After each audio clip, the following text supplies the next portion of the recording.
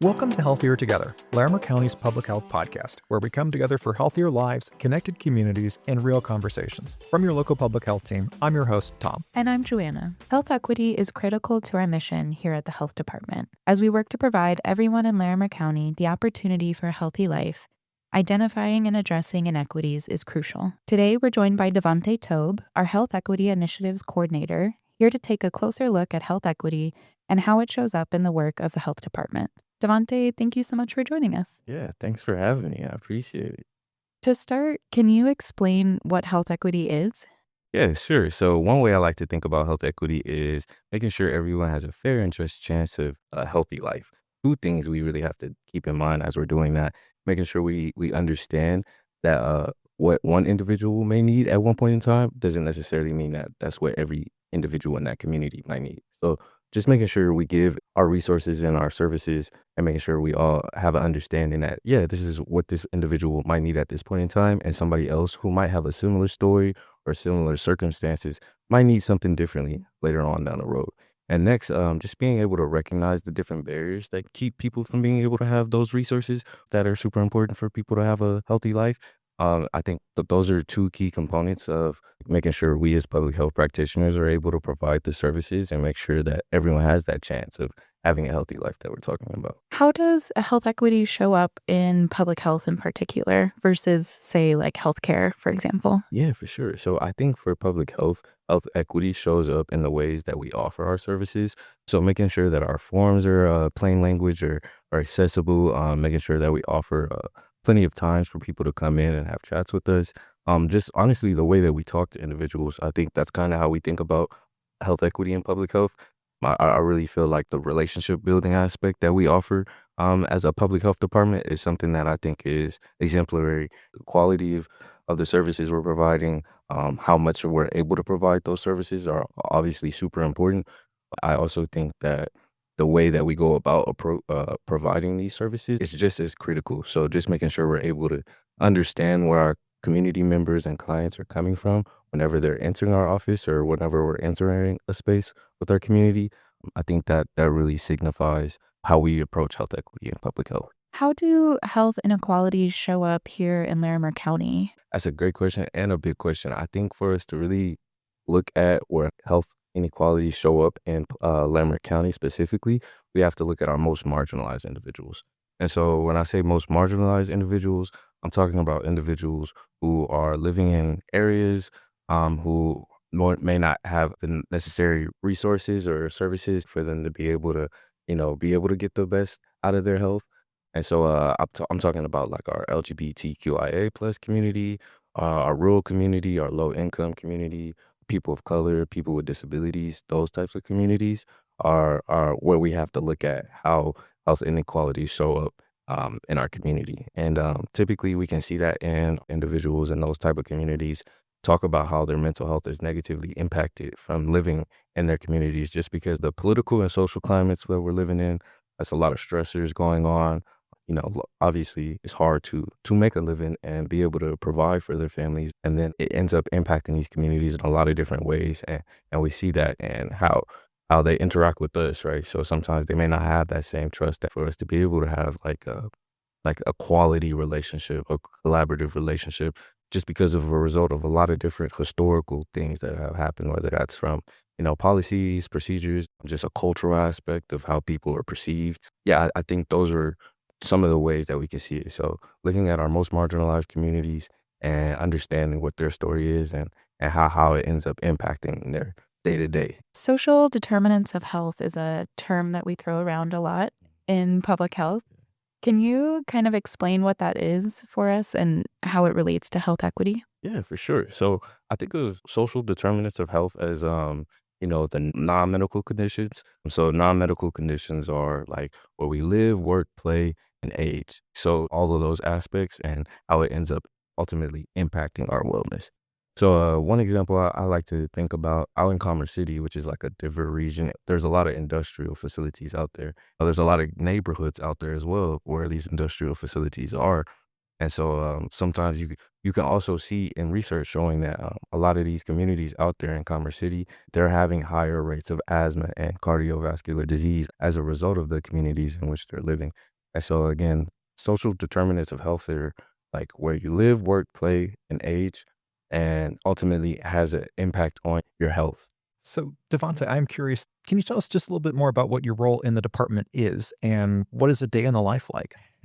Great question. I feel like day in the life is always changing, is always like different. I would say my role is very internal facing, helping our department continue to prioritize health equity on a day-to-day basis. Typically, like on a day-to-day, I'm trying to have a lot of different conversations. There's a lot of relationship building, I think I would describe my job as, getting to know different teams, understanding what their work is like, and trying to figure out different ways we can continue to incorporate different tools, resources in a way that allows us to continue to embed health equity as a main priority for us, while also understanding there's still a workload that is being managed by our teams in the department. So again, that goes back into that relationship building aspect of making sure people feel comfortable and safe with me, and understanding what my role is and how I'm not here necessarily to say, oh, like you're not doing health equity right or anything like that. It's more so just trying to understand how things are working in their part of the world, and then trying to offer different tools and resources to help make sure we continue to prioritize health equity like we want. Is there any common recommendations that you make to teams when you're working with them that, themes that just keep coming up? Yeah, for sure. I think conversations is the biggest thing, honestly. Like just being able to talk about all of our own lived experiences and identities that shape how we end up working or going out in the community. I think that that's been something that has been super helpful for me and working with teams, because I think that's when we were able to break down some walls. Because health equity, it can be overwhelming and it could be like pretty activating, and activating as in like it can bring up a lot of different emotions, because there's a lot of different things that end up impacting everybody, right? And both positively and negatively. And so just being able to lower some of those walls and have some of those conversations in regards to health equity, and like really talking about our own lived experiences has really allowed us to have conversations naturally, and then like from there I think tools and resources kind of come from that based off of those conversations. How do you start those conversations? I'm very curious to see how you get people to have those kind of uncomfortable at time conversations. We have this thing called Breaking Barriers, Building Bridges. And so it's like a monthly space that people can come to in the department that allows us to have these type of conversations that we're talking about. And the last session we had was around language. We started off with an icebreaker, kind of get people warm. I think it's nice to get people warm, and things that there aren't necessarily right or wrong answers to. With health equity, it can feel like there's supposed to be a right or wrong answer. And so that kind of eases us into the conversation of health equity. And then we kind of get into some more of that structural stuff, some of that more of that theoretical or framework type stuff. And we got into more of like the euphemism treadmill.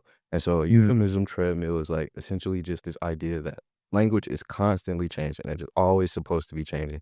And that's the role of language. It's never supposed to stay stagnant. It's never supposed to stay in one place. I think the role of that was to give us all permission to understand sometimes words that we've been using, or words that we have used, or words that we are currently using end up having to change just because of culture, the environment in which we're in, policies, oppression, all of these type of things impact what ends up being the right word, quote unquote, for us to be using at any point in time.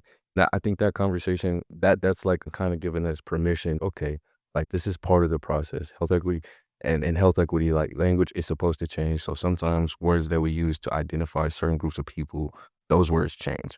Words are supposed to do that. And our role, again, as public health practitioners, is to not necessarily feel like we have to have the right word all the time, but rather just be responsive. And in those moments where, somebody might call you out and be like, hey, like, actually, I didn't like that word, and being okay with it and understanding that's just the process.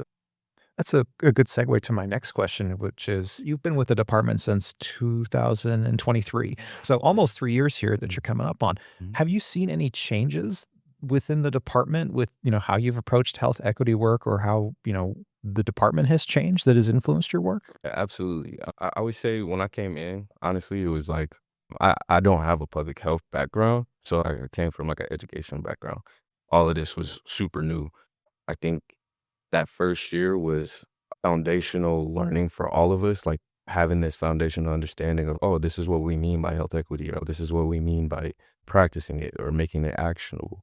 That I think that was the first step for us. And then gradually we continue to think about what we want that environment to look like as we're practicing it. We've gone from this place of, okay, now I think we're all in a similar understanding of what we mean by health equity and what it looks like for us. Now, how do we go about making sure as we're practicing this and continuing to do the work of health equity that we're making an environment where everyone feels comfortable, safe, and like we're all on the same page around how we want to do it?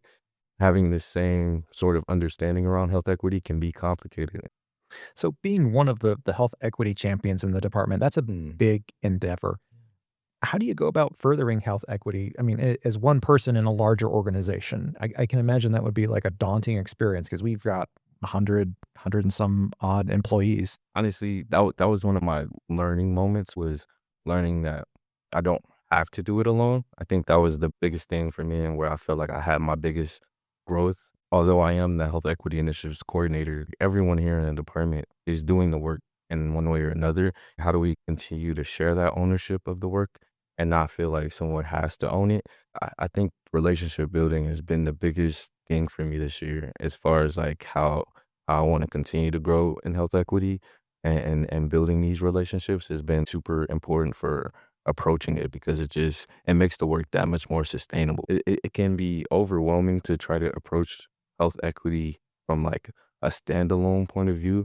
And so that's why it's super important to try to find different ways of sharing the work with individuals, and whether it's just through conversations or if it's actually working on a project together, or a number of different things. I think we're always moving in the right direction if we have another question leading us to something, because it's just like questions are important. And then, me posing a question around like, okay, so what are you doing? Like, what makes you feel like health equity is actionable?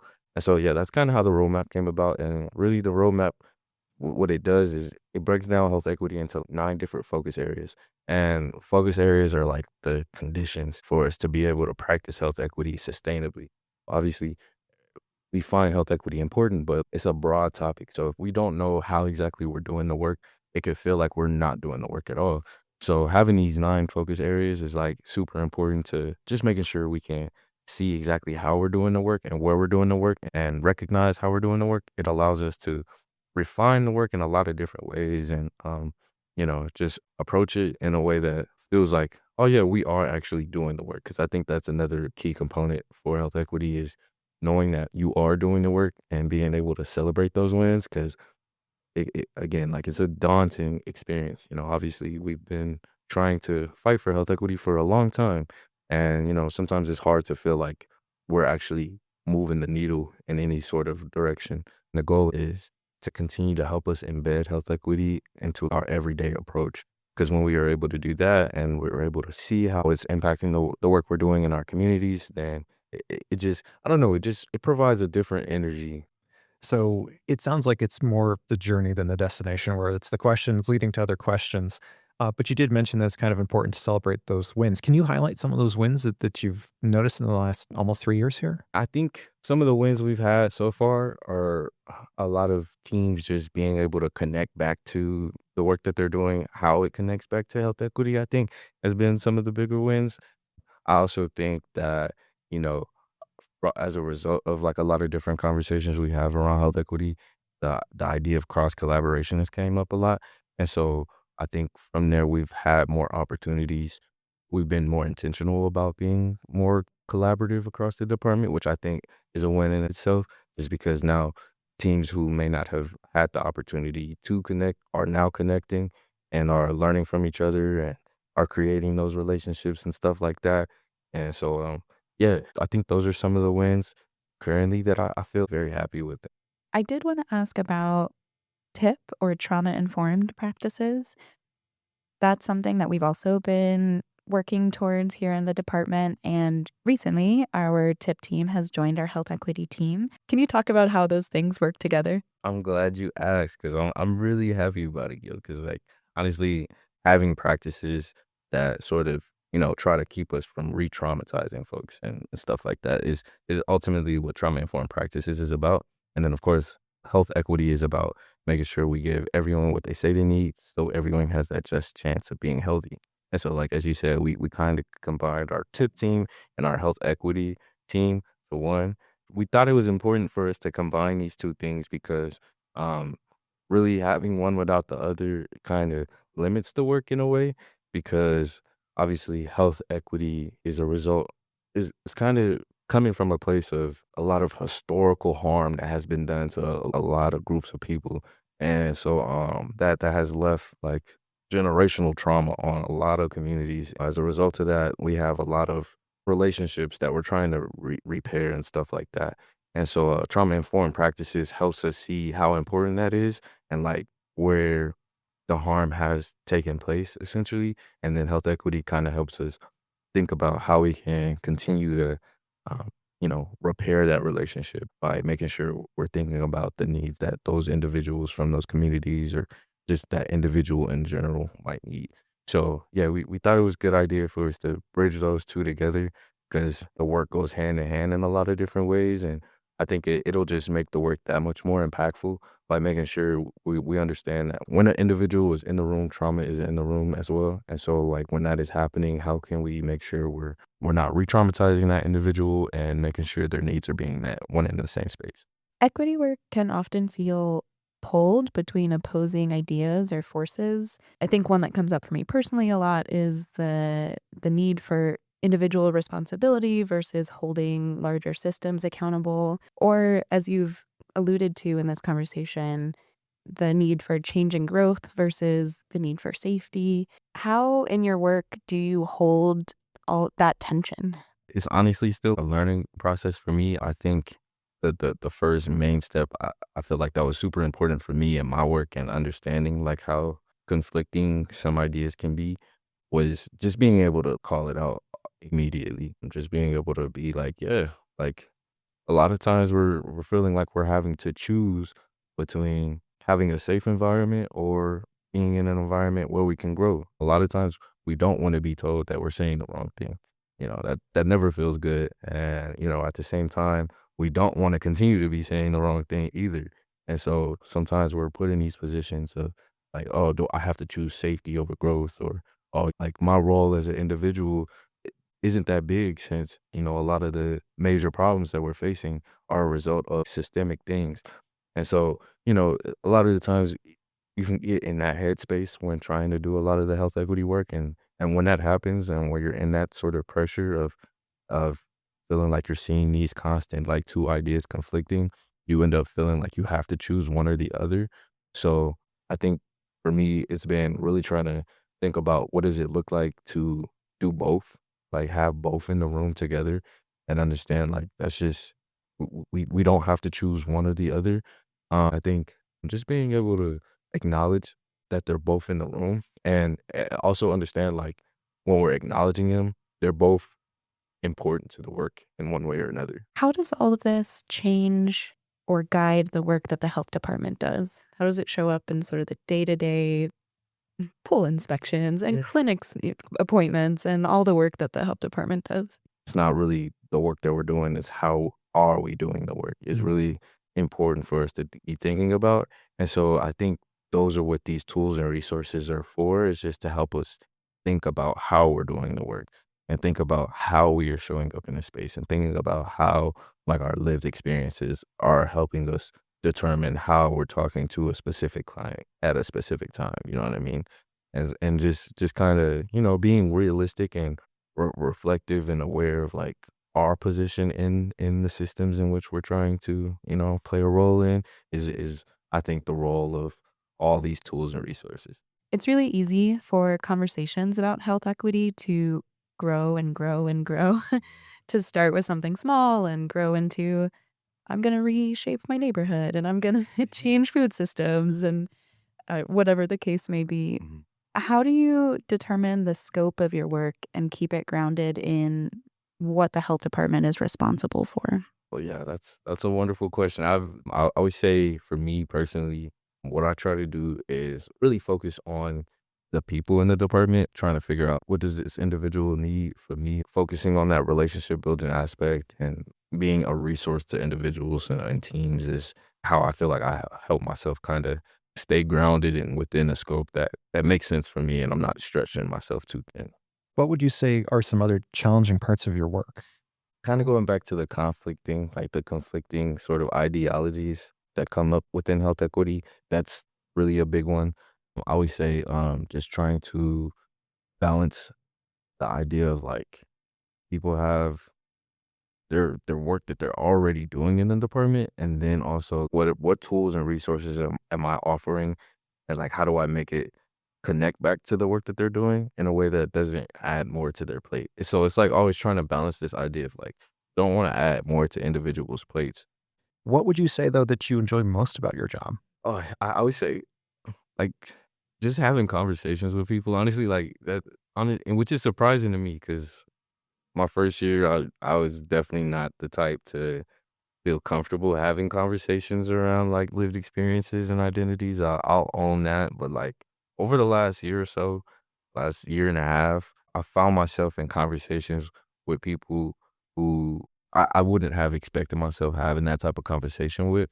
And like, just seeing their like lens of what health equity looks like, seeing how people are thinking about it now, like, oh, I've seen this now, like I'm thinking about it in my work now here, or like where is it here? And like even just asking a question about where is health equity in my work has been like kind of cool, just feeling like I've been a part of that process for some folks is that feels very rewarding. So honestly, just being able to talk to people and, just ask questions around people's lived experiences and sharing my lived experience with them, and that has been super rewarding. What does the future hold for health equity here in the health department?